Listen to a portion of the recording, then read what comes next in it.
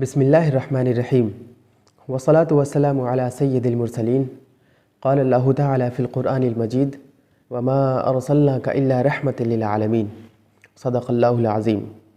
اللہ رب العزت قرآن پاک میں ارشاد فرماتا ہے کہ اے محمد، ہم نے آپ کو دونوں جہان کے لیے رحمت بنا کر کے بھیجا ہے، اس جہان کے لیے بھی اور اس جہان کے لیے بھی، دنیا کے لیے بھی اور آخرت کے لیے بھی۔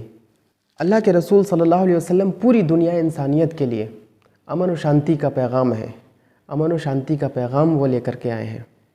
چاہے ہندو ہو یا مسلمان ہو، سکھ ہو یا عیسائی ہو، سب کے لیے ان کا پیغام یکساں ہے، سب کے لیے انہوں نے امن و شانتی کا پیغام دیا ہے۔ اپنے ہوں یا غیر ہوں، سب کے ساتھ اچھا سلوک کیا ہے۔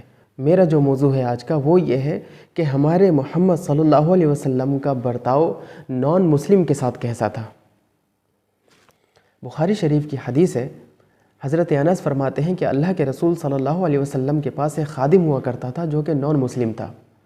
جب اس کی طبیعت خراب ہو گئی، وہ بیمار ہو گیا، تو اللہ کے رسول صلی اللہ علیہ وسلم اس کی عیادت کرنے کے لیے اس کے گھر جاتے ہیں، اس کو دیکھتے ہیں، اس کا حال دریافت کرتے ہیں۔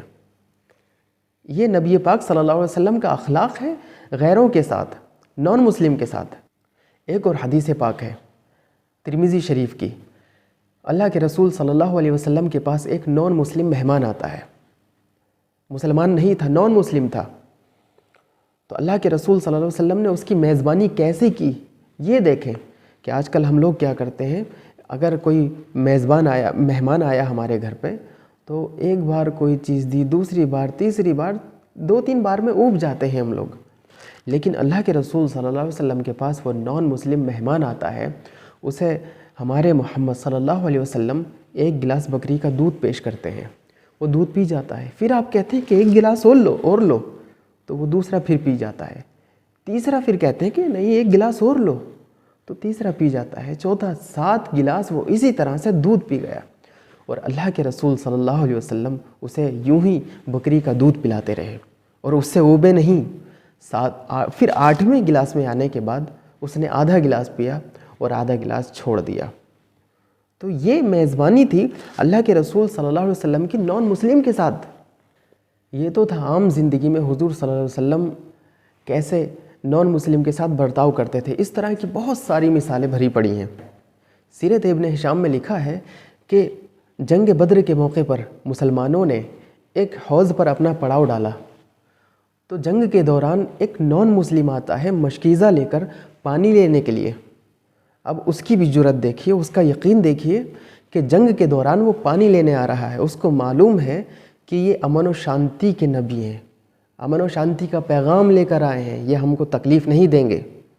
اس کے بعد اللہ کے رسول صلی اللہ علیہ وسلم نے صحابہ سے فرمایا، مسلمانوں سے کہا، اے مسلمانوں، اس نان مسلم کو پانی دے دو اور باسلامت اس کو اس کی جگہ تک پہنچا دو۔ تو یہ ہے اخلاق ہمارے نبی کا، یہ ہے کردار نان مسلم کے ساتھ۔ اب ایک اور بخاری شریف کی حدیث پاک سنیے۔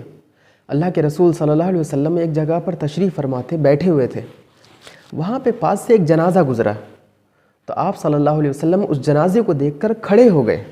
یہ بخاری شریف کی حدیث ہے۔ تو اس کے بعد کسی نے کہا کہ یا رسول اللہ، یہ تو نان مسلم کا جنازہ ہے، آپ کھڑے کیوں ہو گئے؟ آپ نے فرمایا، کیا یہ جنازہ کسی انسان کا نہیں تھا؟ کیا وہ انسان نہیں تھا؟ میں کسی انسان کی قدر کرنے کے لیے کھڑا نہیں ہوں؟ تو یہ سیکھا ہے ہم نے اپنے نبی سے، اپنے محمد صلی اللہ علیہ وسلم سے، کہ دوسروں کے جنازوں کی بھی قدر کرنے کے لیے کیسے کھڑا ہوا جاتا ہے۔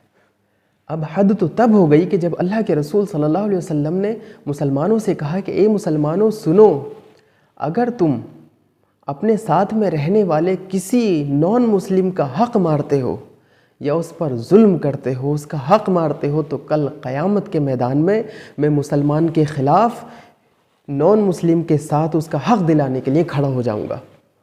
اور یہ حدیث پاک داؤد شریف کی ہے۔ علامہ البانی نے اس حدیث پاک کو حسن تک کہا ہے۔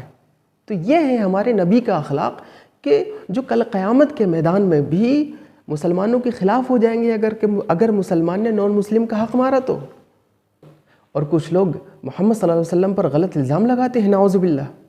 ایسے لوگوں کو اپنا دل صحیح کرنا چاہیے، اپنے دلوں سے ان کا حسد، ان کی جلن نکال دینی چاہیے، پڑھنا چاہیے ان کی ہسٹری کو، اور ضرور پڑھنا چاہیے۔ اور یہ پیغام آپ لوگ دوسروں تک پہنچائیں، اس ویڈیو کو شیئر کریں، لائک کریں، اور میرے چینل کو سبسکرائب کریں۔ وما علینا الا البلاغ المبین۔ السلام علیکم ورحمۃ اللہ وبرکاتہ۔